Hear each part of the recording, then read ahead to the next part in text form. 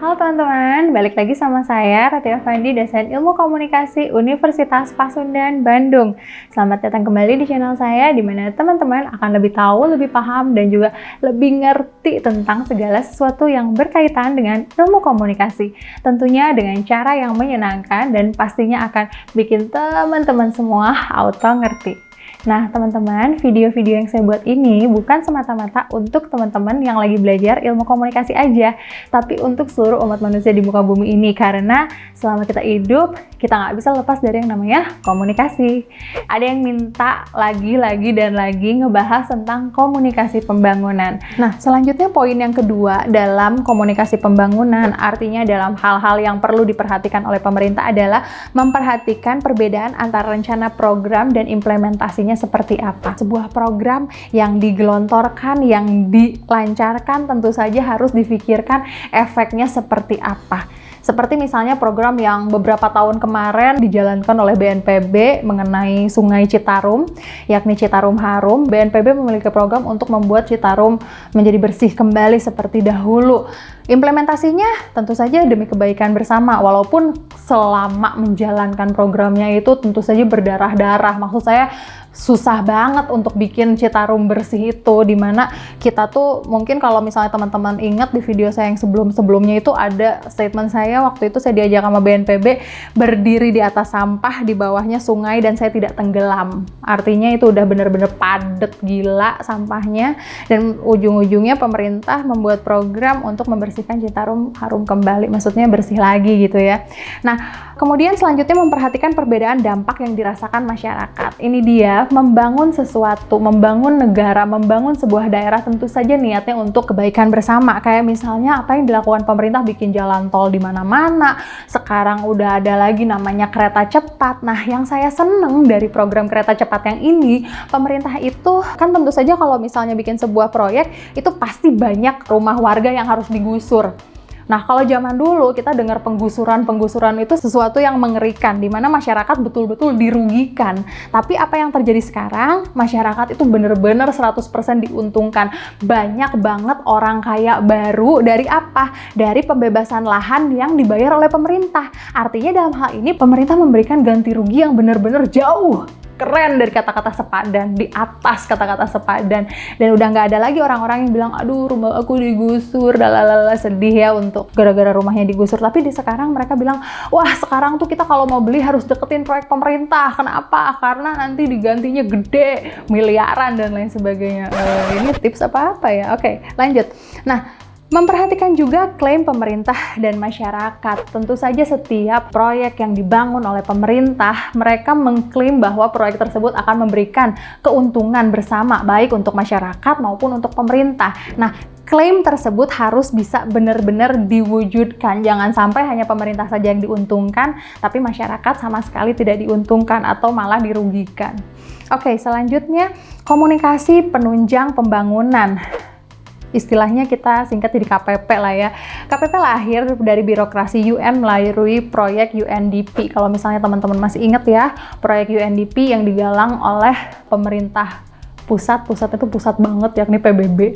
Oke, komunikasi penunjang pembangunan juga disebut komunikasi penguluhan atau komunikasi pertanian, yakni komunikasi ditujukan untuk menunjang pembangunan nasional dan lokal khususnya di negara-negara berkembang. Nah, ini KPP ini masih berlaku pada negara kita karena negara Indonesia sampai sekarang statusnya tuh masih negara berkembang, belum tergolong negara maju. Walaupun kalau misalnya kita ngelihat ke negara-negara lain itu kayaknya I think Indonesian in the much more better position gitu loh dari negara-negara lain ya. Mudah-mudahan suatu saat secepatnya kita statusnya bisa naik menjadi negara maju, bukan negara berkembang lagi. Lanjut, secara umum KPP adalah suatu penggunaan yang berencana sumber-sumber informasi dan komunikasi. Dalam hal ini tenaga, biaya, fasilitas, peralatan oleh sebuah organisasi untuk mencapai sebuah tujuan. Nah, KPP ini dilakukan, yang tadi saya bilang, KPP ini dilakukan oleh sebuah sebuah organisasi, yakni yang tadi saya bilang pemerintah pusatnya pusat sono banget, itu adalah PBB,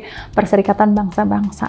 Nah, kemudian komunikasi pembangunan dalam hal ini memiliki beberapa ideologi. Yang pertama, esensi pembangunan adalah pemaksimalan penyediaan barang dan jasa bagi masyarakat. Artinya dalam hal ini, ujung-ujungnya pembangunan adalah untuk apa? Untuk membuat masyarakat berada dalam kehidupan yang lebih baik lagi. Kemudian poin kedua, dunia maju dan berkembang dibedakan oleh barang dan jasa. Nah, ini dia yang tadi kita bahas, Indonesia ada dalam posisi negara berkembang. Artinya penyediaan barang dan jasa kita ini masih dalam posisi berkembang, belum sampai ke posisi negara maju seperti negara-negara adikuasa yang ada di barat sana, Amerika, Eropa, dan lain sebagainya. Nah, kemudian komunikasi pembangunan juga memiliki ideologi cara cepat dan efektif untuk perubahan kesadaran melalui teknologi komunikasi. Teknologi komunikasi dalam hal ini lebih dispesifikan lagi adalah televisi dan media baru. Sekarang ini kan seringkali sesuatu yang tren di televisi belum tentu tren di sosial media, namun segala sesuatu yang boleh jadi ngetren di sosial media bisa jadi ngetren juga di televisi. Selanjutnya ada beberapa istilah yang relevan dengan komunikasi pembangunan. Yang pertama adalah penyuluhan pembangunan, yang artinya jenis khusus pendidikan pemecahan masalah yang berorientasi pada tindakan, mengajarkan, mendemonstrasikan, dan memotivasi sesuatu. Ketiga poin tersebut tentu saja sangat berpengaruh atau sangat penting dalam membangun manusia supaya sinergis dengan pembangunan infrastruktur yang ada. Selanjutnya, istilah yang relevan dalam komunikasi pembangunan adalah pengembangan masyarakat, atau dalam hal ini usaha memperbaiki kualitas hidup masyarakat melalui pengembangan dan pendayagunaan sumber-sumber yang ada pada masyarakat itu sendiri dengan menekankan pada prinsip partisipasi sosial. Tentu saja segala sesuatu yang dibangun secara fisik oleh pemerintah harus sejalan dengan keadaan alam di mana pembangunan tersebut dilakukan dan bagaimana masyarakat yang dibangun. Dalam hal ini karakter sosial budayanya juga harus diperhatikan. Boleh jadi segala sesuatu yang berlaku di Jakarta, sukses di Jakarta, segala kebijakan pembangunan yang sukses di kota besar, boleh jadi ketika diaplikasikan di kota kecil atau di daerah-daerah malah bisa menjadi sesuatu yang gagal, sesuatu yang amburadul karena tidak sesuai dengan keadaan sosial budaya pada masyarakat tersebut. Nah, aspek teoritis yang berpengaruh dalam komunikasi pembangunan yang pertama adalah tentu saja teori evolusi, di mana teori evolusi lahir pada abad ke-19 setelah revolusi industri di Prancis. Nah, teman-teman masih ingat kan waktu kita belajar sejarah dulu itu ada yang namanya revolusi industri yang terjadi di Prancis setelah revolusi Prancis, di mana mereka pembangunan luar biasa gila-gilaan, industri luar biasa gila-gilaan yang membuat keadaan masyarakatnya berubah drastis dari yang asalnya masyarakat yang tidak kenal dengan industri menjadi masyarakat yang sangat-sangat paham, sangat-sangat tahu tentang industri, dan taraf hidup mereka juga berubah 180 derajat. Nah, kemudian teori evolusi dalam hal ini menganggap perubahan sosial merupakan gerakan searah seperti garis lurus. Tentu saja, perubahan sosial di sebuah tempat, di sebuah daerah akan membentuk karakter-karakter baru, akan membentuk kebiasaan-kebiasaan baru.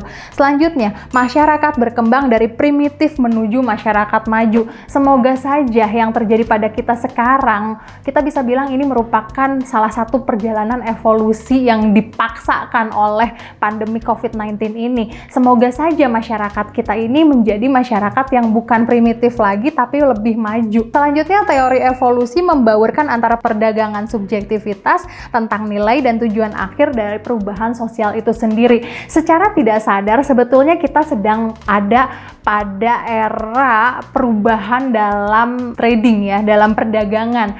Kalau teman-teman sadar atau tidak sadar, sekarang itu kita sudah masuk ke sebuah fase di mana uang itu bukan satu-satunya alat tukar. Kenapa saya bilang uang itu bukan satu-satunya alat tukar? Karena kalau misalnya teman-teman belanja online, itu kita sering ada poin reward, itu kan bukan berbentuk uang ya, tapi bisa digunakan untuk menjadi alat dagang, alat tukar. Bahkan sekarang itu kita udah pada generasi cashless, di mana uang itu bukan ada di dompet, uang itu bukan ada di kartu debit teman-teman, tapi ada di on your gadget. Kayak misalnya ada aplikasi apa aja, Dana, OVO, apalagi ya banyak lah ya aplikasi-aplikasi tersebut yang pada akhirnya memudahkan teman-teman untuk melakukan transaksi keuangan. Dan ini akan merubah keadaan sosial kita dari yang asalnya menggunakan uang sebagai nilai uang fisik ya, maksud saya dalam hal ini sebagai nilai tukar, dan menjadi uang dalam bentuk virtual. Dan bukan hanya uang sebagai alat tukar, namun juga hal-hal yang bukan uang seperti point reward, kemudian cashback, belum lagi ada giveaway, promo, whatever it takes. Ya, lanjut. Perubahan menuju bentuk masyarakat modern merupakan sesuatu yang tidak dapat dihindari. Enggak juga, masyarakat kita ini tentu saja akan berubah.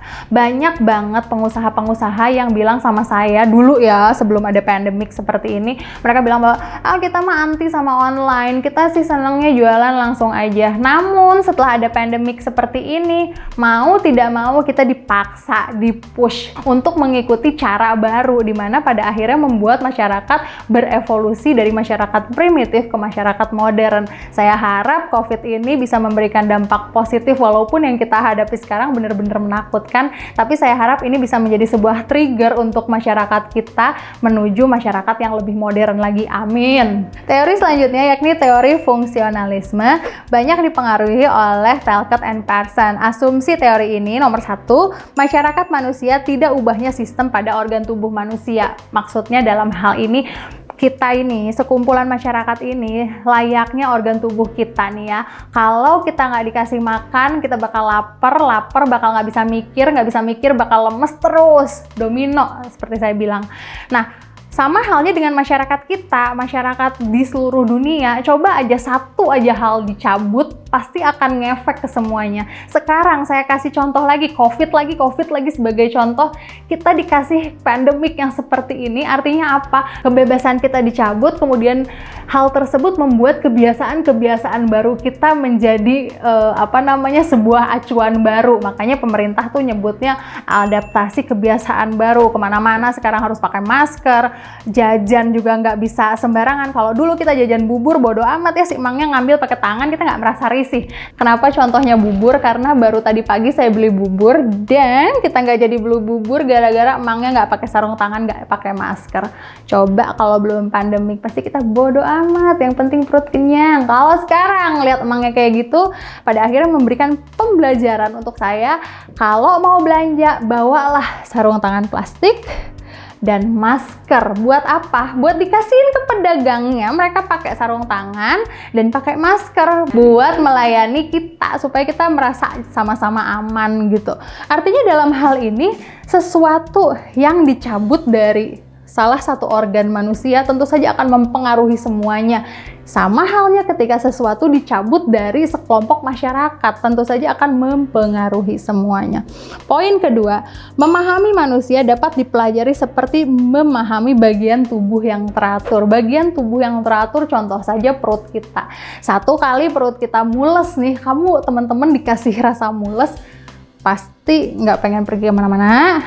Terus cari makan yang nggak bikin mules, kemudian cari obat mules yang pada akhirnya bikin teman-teman bisa sembuh lagi. Sama halnya dengan pembangunan, ketika sesuatu tidak sejalan pasti akan mempengaruhi semuanya. Poin yang selanjutnya, fungsi yang satu mempengaruhi fungsi yang lain, begitu pula disfungsi yang saling mempengaruhi. Seperti efek domino, satu diruntuhin bakal runtuh ke semuanya. Nah, secara konseptual, teori pembangunan berpijak pada 3 teori besar yang saling menunjang satu sama lain. Nomor 1 modernisasi, nomor 2 teori ketergantungan, dan nomor 3 adalah teori sistem dunia. Ketiga teori itu bakal saya bahas di video selanjutnya. Oke, gimana? Udah pernah ngerti kan? Semoga teman-teman tetap penasaran, tetap pengen materi-materi yang lainnya. Isi kolom komentar di bawah. Jangan lupa untuk like, subscribe, dan share video-video dari saya. Mari kita sebarkan virus kebaikan ke seluruh dunia supaya kita semua auto ngerti. See you!